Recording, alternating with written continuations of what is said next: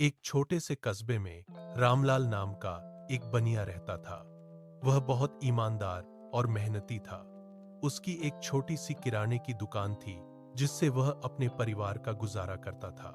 रामलाल हमेशा सही तौलता, सही दाम लेता और किसी ग्राहक को कभी धोखा नहीं देता था। इसी वजह से पूरे कस्बे में लोग उस पर भरोसा करते थे। उसी कस्बे में हरिराम नाम का एक साहूकार भी रहता था। उसके पास बहुत धन था, लेकिन उसका मन लालच से भरा हुआ था।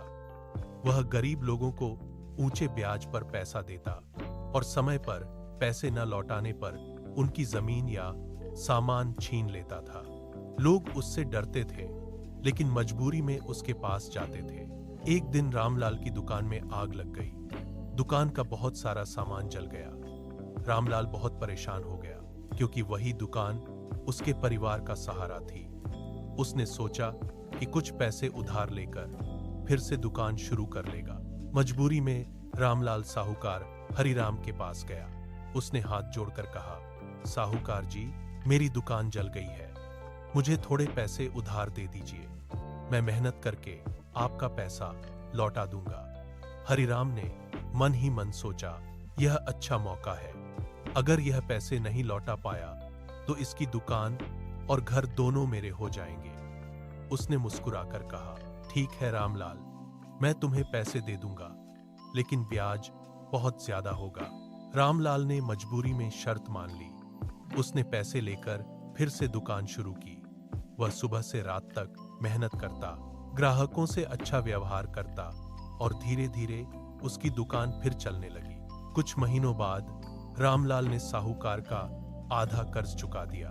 यह देखकर हरिराम को जलन होने लगी।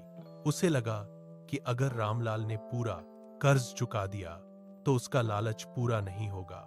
उसने चाल चलने का फैसला किया। एक दिन हरिराम ने झूठा हिसाब बनाकर रामलाल से कहा, तुम्हारा कर्ज अभी भी बहुत बाकी है। अगर जल्दी पैसे नहीं दिए तो तुम्हारी दुकान मेरी हो जाएगी। रामलाल हैरान रह गया। उसने कहा, साहूकार जी, मैंने तो आधा कर्ज चुका दिया है, मेरे पास उसका हिसाब भी है। लेकिन साहूकार ने उसकी बात नहीं मानी। मामला गांव के मुखिया के पास पहुंचा। मुखिया न्यायप्रिय व्यक्ति था। उसने दोनों को पंचायत में बुलाया।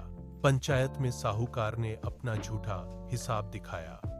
रामलाल ने भी अपनी छोटी सी कॉपी निकाली, जिसमें उसने हर भुगतान साफ साफ लिखा था। लेकिन साहूकार ने कहा, यह कॉपी झूठी है। तभी कस्बे के कई लोग आगे आए।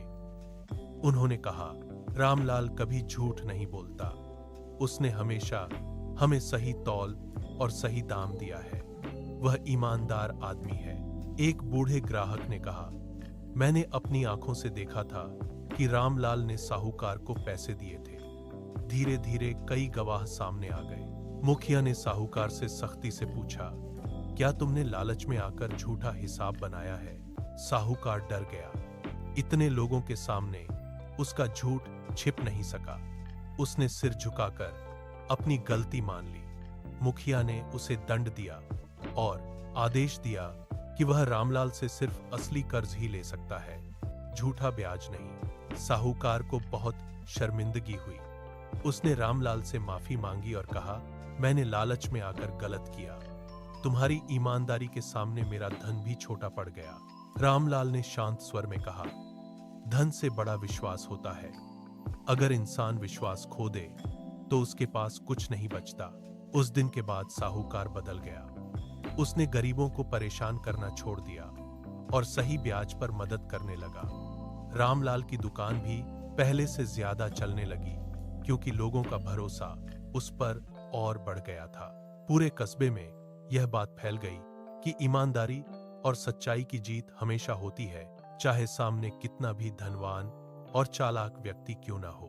बच्चों, इस कहानी से हमें यह सीख मिलती है कि ईमानदारी सबसे बड़ी पूंजी है और लालच इंसान को अपमान के रास्ते पर ले जाता है।